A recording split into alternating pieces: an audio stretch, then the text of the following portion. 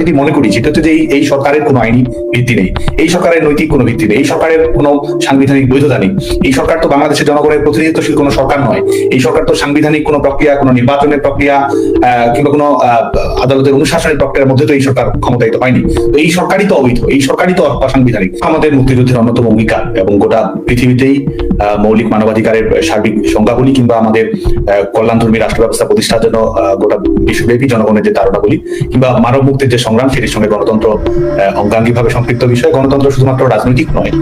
আমরা মনে করি যেটি আমাদের লাইফস্টাইলের প্রতিফলন। এটি বাংলাদেশের শুধুমাত্র নয়, পৃথিবীর সকল মুক্তিকামী মানুষ যারা প্রতিনিধিত্বমূলক শাসন ব্যবস্থা দেখতে চায় এবং বিশেষ করে আমাদের মৌলিক মানবাধিকার, যেটি আমাদের ব্যক্তি স্বাধীনতা হোক, আমাদের বাক স্বাধীনতা হোক, আমাদের ধর্মীয় স্বাধীনতা হোক, চিন্তার স্বাধীনতা হোক, বাংলাদেশের এবং পৃথিবীর সকল মানুষের অধিকারের রক্ষা কবচ এবং শাসন ব্যবস্থায় জনগণের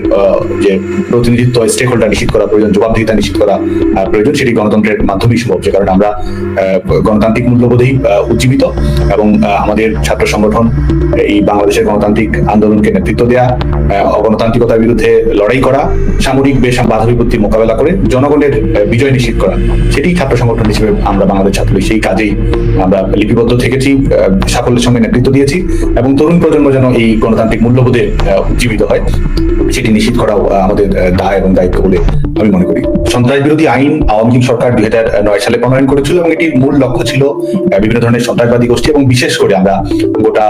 পৃথিবীতেই যদি দেখি এবং সেটির প্রভাব দক্ষিণ এশিয়ার অন্যান্য দেশ, বাংলাদেশ সহ সার্বিকভাবে যদি দেখি, বিশেষ করে এক ধরনের উগ্রবাদী সন্ত্রাস, এক ধরনের মৌলবাদী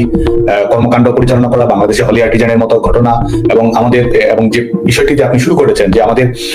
পথের ভিন্নতা থাকবে, মতের ভিন্নতা থাকবে, প্রতিস্পর্ধী স্বর তীব্র থাকবে এবং প্রতিস্পর্ধী স্বর যত তীব্রই হোক না কেন আমরা গণতান্ত্রিকভাবে সেটি মোকাবেলা করব। এই যে আমাদের মোটর রয়েছে, এই যে আমাদের অঙ্গীকার রয়েছে, সেটির ব্যত্যয় ঘটিয়ে আমরা বাংলাদেশে বারন্তর আমরা দেখেছিলাম যে আমাদের পবিত্র ধর্মকে উপজীব্য করে বিভিন্ন ধরনের সন্ত্রাসবাদী কর্মকাণ্ড পরিচালনা করা, এর বাইরেও বিভিন্ন ধরনের সন্ত্রাসবাদী তৎপরতা পরিচালনা করা, যেটি আমাদের রাষ্ট্রের গণতান্ত্রিক ভিত্তি এবং জনগণ যে ধরনের সমাজ ব্যবস্থায় গণতন্ত্র প্রতিফলিত দেখতে চায় সেটির বিচ্যুতি, আমাদের স্বাভাবিক রাষ্ট্রীয় প্রক্রিয়া, আইন শৃঙ্খলা রক্ষাকারী বাহিনীর করে আক্রমণ পরিচালনা করা, বাংলাদেশের মানুষের যে সামাজিক স্বাধীনতা রয়েছে, সাংস্কৃতিক স্বাধীনতা রয়েছে, উৎসবের স্বাধীনতা রয়েছে, সেগুলোকে আক্রমণের বিষয়বস্তুতে পরিণত করা। এবং শুধু তাই নয়, আমরা দেখি যে আমাদের ধর্মীয় বিশ্বাসের মধ্যেও কিন্তু আপনি জানেন যে আমাদের বিভিন্ন ধরনের পথ রয়েছে, আমাদের যারা ধর্ম বিশ্বাসী রয়েছেন তাদের নিজস্ব বিচার বিবেচনা বোধ রয়েছে এবং সেটির আলোকে এক ধরনের রিফ্লেকশন তাদের কর্মকাণ্ড, আচার আচরণ এবং উৎসবের মধ্যে আমরা দেখতে পাই, সেগুলোও কিন্তু টার্গেট রয়েছে। এবং সার্বিকভাবে এই আইনটি প্রণয়ন করা হয়েছিল এই ধরনের কর্মকাণ্ডগুলো যেন নিরসন করা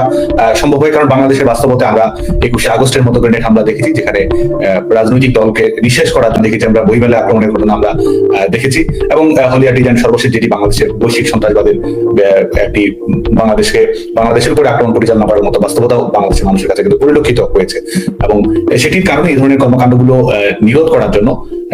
আইন শৃঙ্খলা রক্ষাকারী বাহিনী যেন আইনানুগভাবে সেটি প্রয়োগ করতে পারে, সেই লক্ষ্যে কিন্তু সন্ত্রাস বিরোধী আইন প্রণয়ন করা হয়েছিল এবং আওয়ামী লীগ সরকার এই সন্ত্রাস বিরোধী আইন করেছিল এবং এটির মাধ্যমেই কিন্তু আমাদের গণতান্ত্রিক পক্ষে নিরাপদ হয়েছিল, সমাজ জীবনে স্বস্তি এসেছিল, নাগরিক জীবনের নিরাপত্তা তৈরি হয়েছিল। কিন্তু আজকে দুর্ভাগ্যজনক যে আমাদের এই যে একটি সন্ত্রাস বিরোধী আইন, যেটির মাধ্যমে আমরা আমাদের গণতন্ত্রকে নিরাপদ রক্ষা করার জন্য আমরা যে আইনটি করেছি, যে আইনটি আমরা করেছি আমাদের বাংলাদেশের মানুষের মত প্রকাশের স্বাধীনতা যেন নিরাপদ থাকে, যেন কোনো ধরনের এই মোরাল পুলিশিং এর ঘটনা যেন না ঘটে এবং কেউ কোনো ব্যক্তি তার লেখার জন্য, তার বলার জন্য কারো যেন টার্গেটে পরিণত না হয়, সেই জন্যই কিন্তু আজকে আমরা এই আইনটি করা হয়েছিল। কিন্তু আজকে দেখুন সেই গণতন্ত্রকে হরণ করার জন্যই বলি কিংবা একটি সংগঠন হিসেবে বাংলাদেশ ছাত্রলীগের কর্মীদের বা সংগঠন হিসেবে বাংলাদেশ ছাত্রলীগের যে কর্ম প্রক্রিয়া রয়েছে, বিবেচনা বোধ রয়েছে, সেটিকে রুদ্ধ করে দেওয়ার কিন্তু আজকে এই আইনের প্রয়োগ ঘটানো হয়েছে। এটি তো একটি দৃষ্টিভঙ্গি মাত্র। আর সবচেয়ে বড় কথা, আমরা যদি মনে করি সেটা হচ্ছে যে এই সরকারের কোনো আইনি ভিত্তি নেই, এই সরকারের নৈতিক কোনো ভিত্তি নেই, এই সরকারের কোনো সাংবিধানিক বৈধতা নেই, এই সরকার তো বাংলাদেশের জনগণের প্রতিনিধিত্বশীল কোনো সরকার নয়, এই সরকার তো সাংবিধানিক কোনো প্রক্রিয়া, কোনো নির্বাচনের প্রক্রিয়া কিংবা কোনো আদালতের অনুশাসনের প্রক্রিয়ার মধ্যে তো এই সরকার ক্ষমতায়িত হয়নি। তো এই সরকারই তো অবৈধ, এই সরকারই তো অসাংবিধানিক, এই সরকারই তো আমাদের বক্তব্য নয়, সেটি পত্রিকায় এসেছে, যারা এসেছে তারা আজকে যখন মুখ উন্মোচন করছে, তারা যখন নিজের পরিচয়ে ফিরে যাচ্ছে, তখন কিন্তু প্রমাণিত হয়ে যায় বিষয়টি। আর যে বিষয়টি আপনি নিয়ে আসলেন সেটা হচ্ছে আমাদের বাংলাদেশ ছাত্রলীগের সাংগঠনিক কাঠামোতে এদের কেউই অন্তর্ভুক্ত ছিল না, যেটি বরং আজকে এক ধরনের আইরনি আপনি বলতে পারেন যে তারা, আপনি তাদের সামাজিক যোগাযোগ মাধ্যম দেখবেন,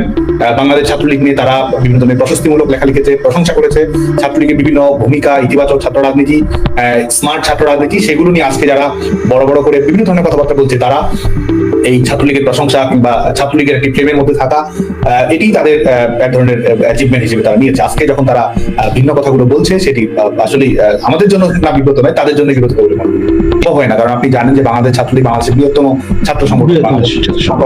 শিক্ষার্থীর প্রতিনিধিত্ব করে, এবং ছাত্রলীগের কর্মীরা আমাদের তারা অনেক মেধাবী, অনেক বেশি দক্ষ সংগঠন, যে কারণে আমাদের সংগঠনের কম্পিটিশন, যে পজিটিভ কম্পিটিশন, সেটা কিন্তু অনেক বেশি। এটি সংগঠনের ইউনিয়ন পর্যায়ে, ওয়ার্ড পর্যায়ে থেকে শুরু করে আমাদের বাংলাদেশ ছাত্রলীগের সর্বোচ্চ পর্যায়ে পর্যন্ত এটি বিস্তৃত রয়েছে। যে কারণে আমরা কিন্তু সবসময় আমাদের সাংগঠনিক কাঠামোতে সেটি রিফ্লেকশন কিন্তু সবসময় ঘটাতে পারি না, কারণ আমাদের সাংগঠনিক কাঠামোটি এত বেশি গতিময়, এত বেশি সুতীব্র, এত বেশি শক্তি।